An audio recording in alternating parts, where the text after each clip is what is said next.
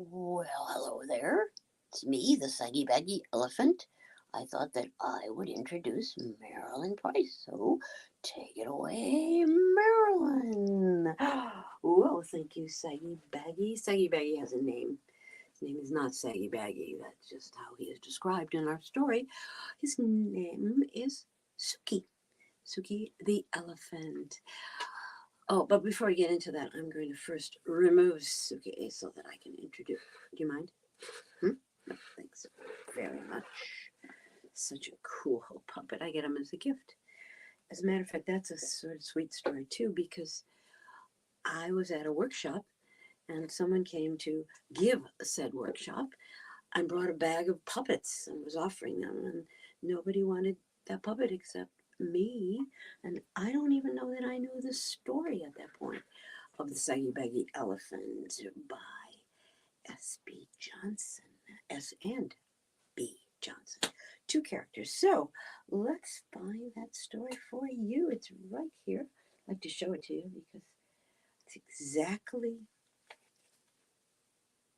the book. And it's a classic golden book, which is why I'm telling it to you, because we are on our golden book series. So this is Saggy Baggy Elephant.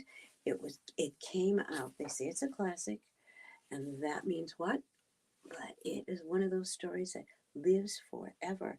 In 1947, so it was one of the first that came out within the first 5 years of the Golden Book series, the Little Golden Books. And I'm pretty sure that our Saggy Baggy that we're going to use in our telling today has not been around that long.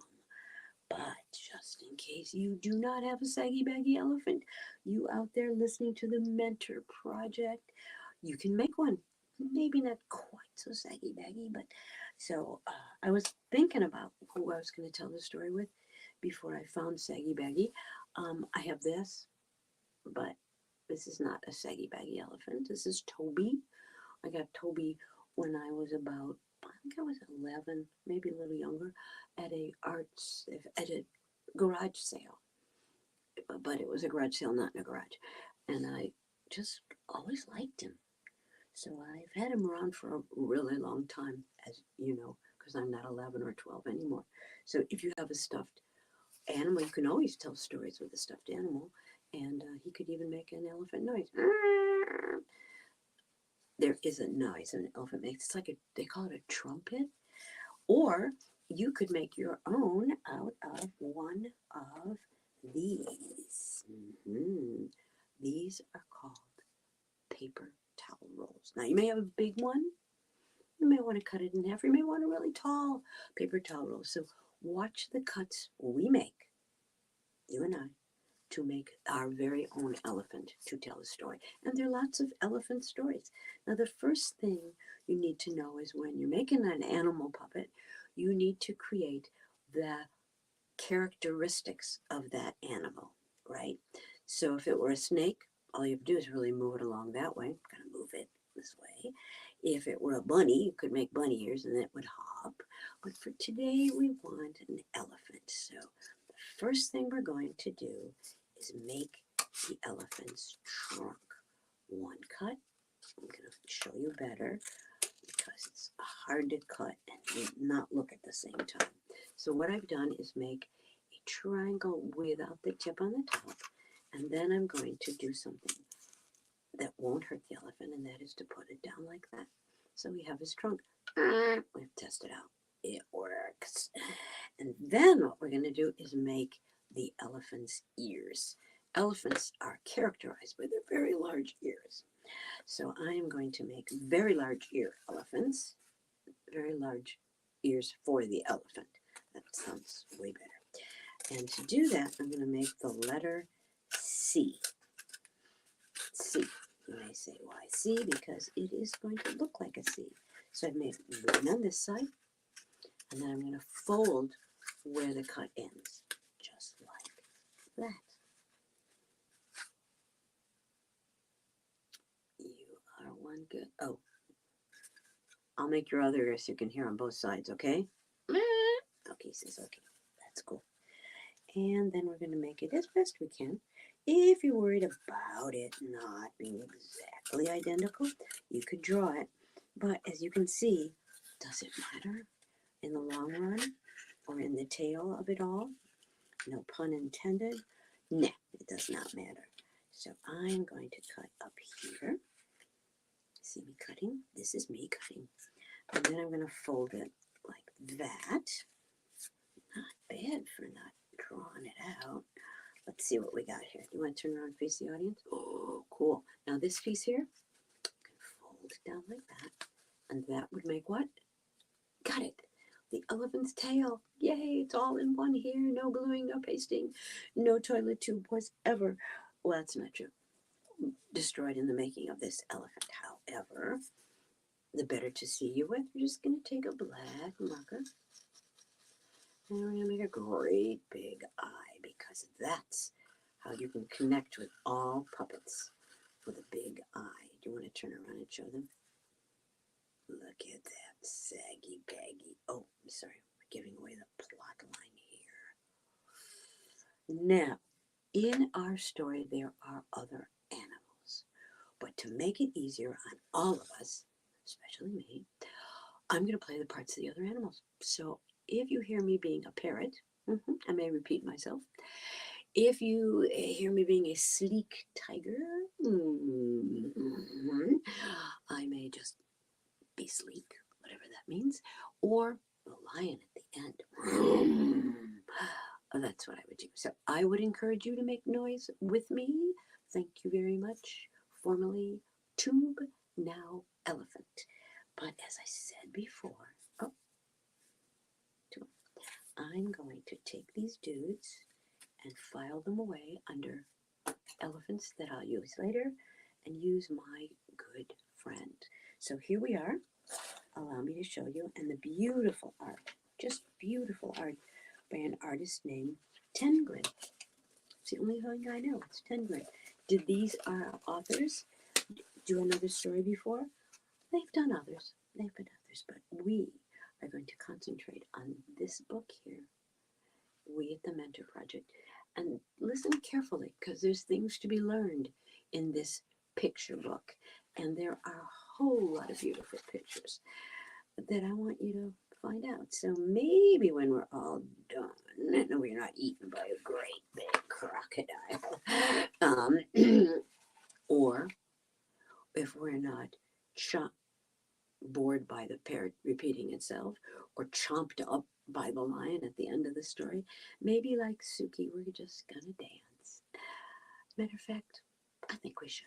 So put this away in my library of books and let my friend sit on it and let us begin. Puppets on. Yes, I think we're going to work with this hand today. Okay, you ready? Okay. Looking at me? Looking at them? A happy little elephant was dancing through the jungle. He thought he was dancing beautifully. 1, 2, 3, kick. But whenever he went 1, 2, 3, his big feet pounded so they shook the whole jungle. And whenever he went kick, he kicked over a tree or a bush. The little elephant danced along, leaving wreckage behind him until one day he met a parrot. "Why are you shaking the jungle all to pieces?"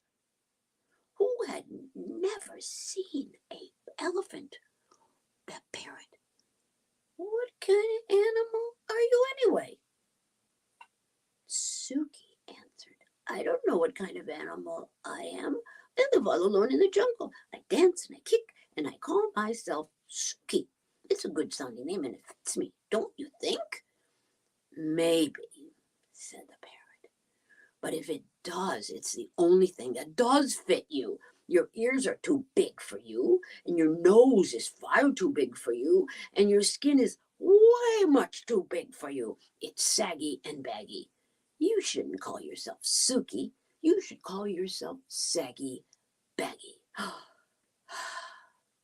Suki sighed. His pants did look pretty wrinkled. "I'd be glad to improve myself, but I don't know how to go about it. What shall I do?" And the parrot said, "I can't tell you. I never saw anything like you in my whole life. The little elephant tried to smooth out his skin. He rubbed it with his trunk, but that did no good. He pulled up his pants leg, but they fell whoosh, right back into dozens of wrinkles. It was very disappointing, and the parrot's saucy laugh didn't help a bit. Just then, a tiger came walking along. He was a beautiful, sleek tiger. His skin fit him like a glove. Suki rushed up to him and said, "Tiger, please tell me why your skin fits so well. The parrot says mine is all saggy and baggy, and I do want to make it fit like yours does." The tiger didn't care a bit about Suki's troubles, but he did feel flattered and important, and maybe a little bit hungry. "My skin always did fit just fine. Maybe it's because I take a lot of exercise. But if you don't care for exercise, I would be delighted to nibble a few of those extra pounds of skin off for you." "Oh, no, thank you. No, thank you. I love to exercise. Just watch me." Suki ran until he was well out of reach. And then he did some somersaults, rolled on his back, walked on his hind legs, and walked on his front legs. When Suki wandered down to the river to get a big drink of water, he met the parrot. The parrot laughed harder than ever. "I tried exercising, but I don't know what to do." Said the parrot. "Why don't you soak in the water the way the crocodile does? Maybe your skin will shrink." So Suki tramped straight into the water, but before he had soaked nearly long enough to shrink his skin, a great big crocodile came swimming up, snapping his fierce jaws and looking greedily at Suki's tender ears. The little elephant clambered up the bank and ran away, feeling very discouraged. "I better hide in a dark place where my bags and sags and creases won't show." By and by he came into a dark cave, and with a heavy sigh, he tramped inside and sat down. Suddenly, he heard a fierce growl and grumble and snarl, and he peeped out of the cave, and he saw a lion paddling down the path. "I'm hungry," roared the lion. "I haven't had a thing to eat today, not even a tiny bony antelope, and a puny monkey, and a buffalo, but such a tough one, and 2 turtles. But you can't count turtles. There's nothing much to eat between those saucers they wear for clothes. I'm hungry.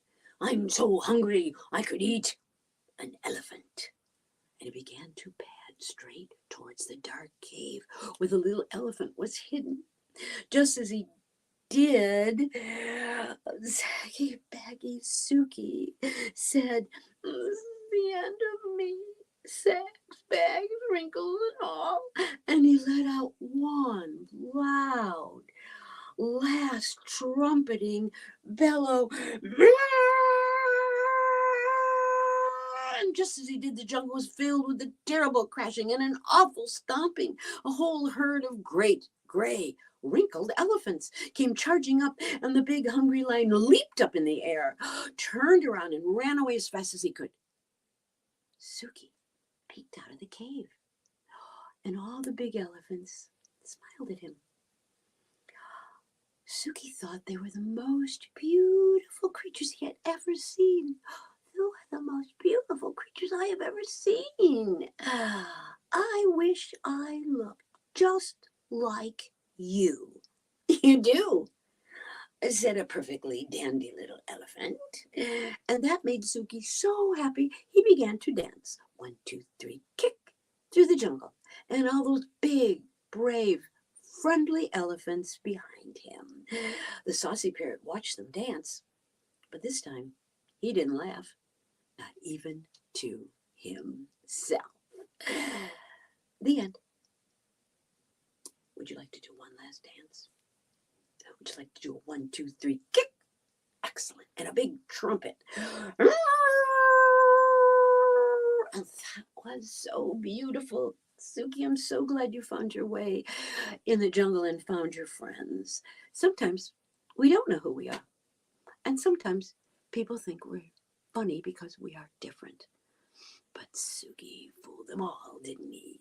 This is a beautiful story, and I would like all of you to read it and look at the amazing pictures by K and B Jackson, who wrote it, illustrated by Tengrin. Such a sweet story. This is Marilyn Price on Facebook, YouTube, LinkedIn, hopefully on a screen near you, wishing that you will all live so happily ever after. And that, of course, from Suki and I, from Toby, who has come from my collection of elephants, to you. And that is the very, very, very